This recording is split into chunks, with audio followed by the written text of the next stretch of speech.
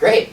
So first of all, Mr. Mulaney, it was an excellent set. I think it's safe to say that you killed out there. Thank you. I was just wondering, you started your set with a lot of Binghamton-specific jokes, and is that something that you do for every college campus? If so, what's like the research you do behind that, except for just driving through town? Oh, the research. Oh, we were just in the Library of Congress going through microfiche for months to dig up the fact that Binghamton looks weird. No, we just drove around for about 5 seconds. And what was the name of that department store? Boscov's. Boscov. That looks like a place where like you'd buy like a pillbox hat and then watch the moon land. Cool. How do you? So do I do jokes like that all the time? No. Like, about the town and stuff. Just if the town is If something- especially. Yeah, I wouldn't just force a joke about any town.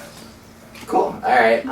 When you do like a special, not for a college campus, when do you decide like what your first joke is going to be? How you decide to order your jokes? Do you mean a special like a TV special or just a non-college show?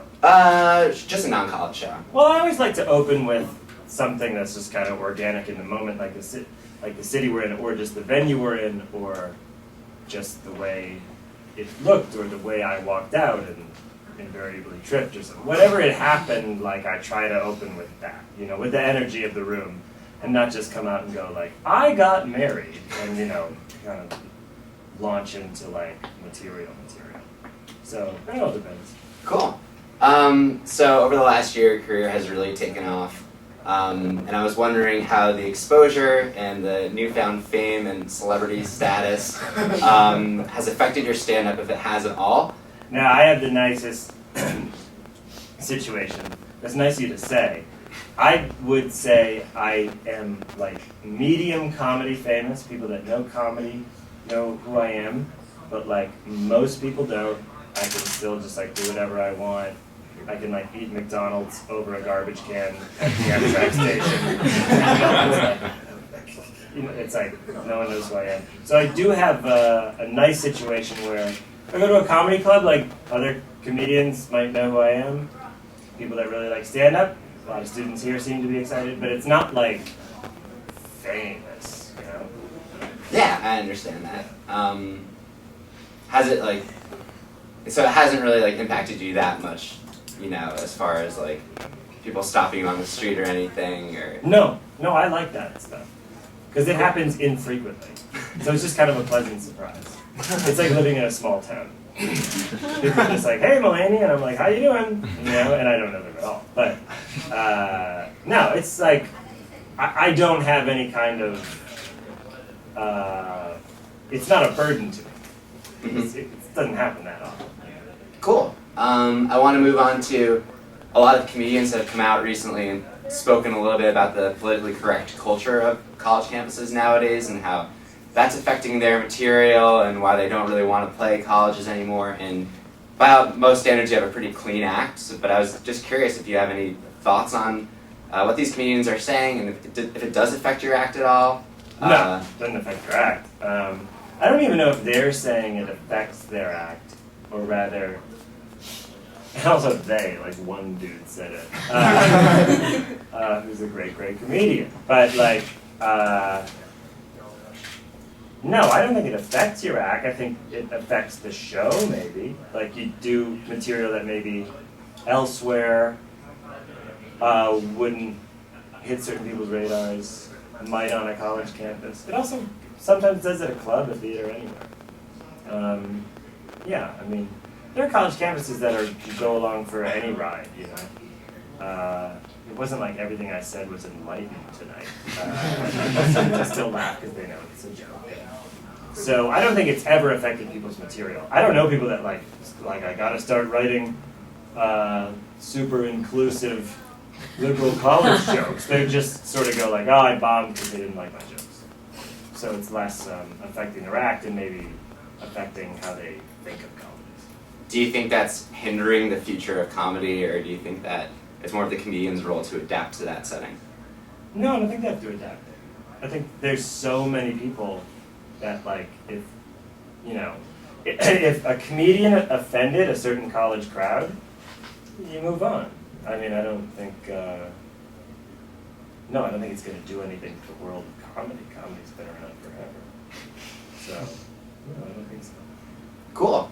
I want to talk about the beginning of your career. Comedy will adapt, obviously, because it's always adapted over time. But I don't think there's some specific mandate comedian. We're not all sitting around talking about, like, how are you going to address the inclusivity doctrine that, came down. That's not what that is. Cool. Good to hear. I'm curious about the beginning of your career, more specifically writing for SNL and auditioning for SNL. What was that process like? I hear it's very terrifying. Well, it was terrifying, but I had less than 48 hours to even be prepared for it.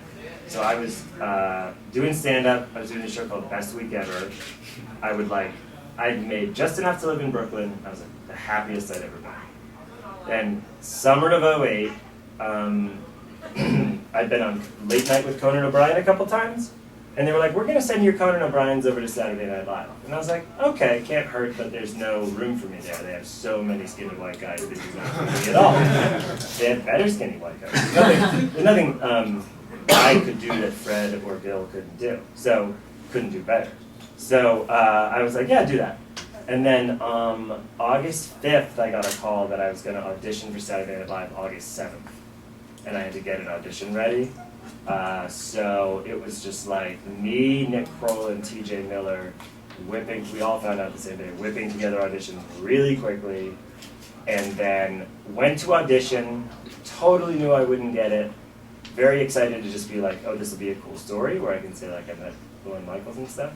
And then it'll be great, and I'll have the story. And then a couple days later, I got hired as a writer from the audition, which I didn't even have in the back of my mind. It wasn't like, well, maybe this will be a means to an end. I was just like, this will be a cool thing. It's kind of weird they're letting me audition. They don't need me at all. And I'm more of a stand-up than, say, a, chameleon sketch actor. So, yeah, it's just a crazy surprise. I mean, having said that, you have done, you're pretty famous for one of the characters you do on Kroll Show, and as an Upper West... I'm good at one character. I will say that. I'm very, very good at one character. Cool. I mean, as an Upper West Sider, born and raised, I kind of appreciate Oh, yeah, where'd you grow up? 81st, between Broadway and Amsterdam. Okay, very nice. Like a block away from Zabar's. Ah, beautiful. Yeah. Did you ever get yesterday's bread? No. Oh, you should have. Very expensive stale bread. Very nice. That's great. I didn't know you were from the Yeah. Well, fun to see your character anyway on Kroll Show. It was really fun to do. We're doing an off-Broadway run of them this December. I was going to ask about that. What is going into preparing that show? Are you excited to do something? Me and Nick sitting around and liking all of our ideas.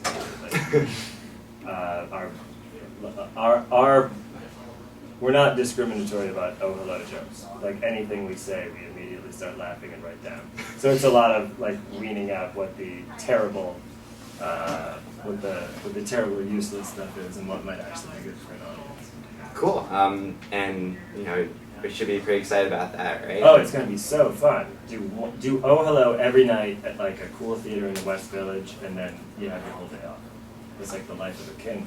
Awesome. I guess the last question I really want to talk about is a lot of people here want to get into comedy in some form after they graduate. Do you feel like it's different at all for young people trying to go out there and be comedians and from when you started out? And what might be some challenges that today's young aspiring comedians might face? No, I don't think it's different in terms of challenges. I don't necessarily think it's better in terms of opportunities, though. Like, some people might go like, well, now there's YouTube and you can just become a star. Like, that's not true. Like, 4 people have sort of become a star, and even they are not. They're on Dancing with the Stars show. So yeah, you just go to a city where there's a great comedy scene, you make friends with other comedians, and then you either try to do the open mics, or you start your own show. The best advice I always give is Nick Kroll and I, we started our own show that we hosted every week. We'd invite comedians to do it, and we'd get enough of an audience where the comedians have a good time, so then those comedians also have their own shows, and they invite you to do their shows. And it's really just about meeting a lot of comedians. That's like the whole secret to it. Because then it's like, oh, I'm booking a show. Oh, you know who's funny? This person. And then you just get more and more. It's just about, I wouldn't say it's about hanging out. It's about like doing comedy and doing comedy with other people. Cool. All right. I think that wraps up our time. Real quick, I just want to say you were listening to WHRW Binghamton. Were you looking? No. John, would you mind doing a station ID for WHRW? Hey, this is John Mulaney, the famous comedian. You're listening to WHRW 90.5 FM Binghamton. We play smooth jazz all the time. That's awesome.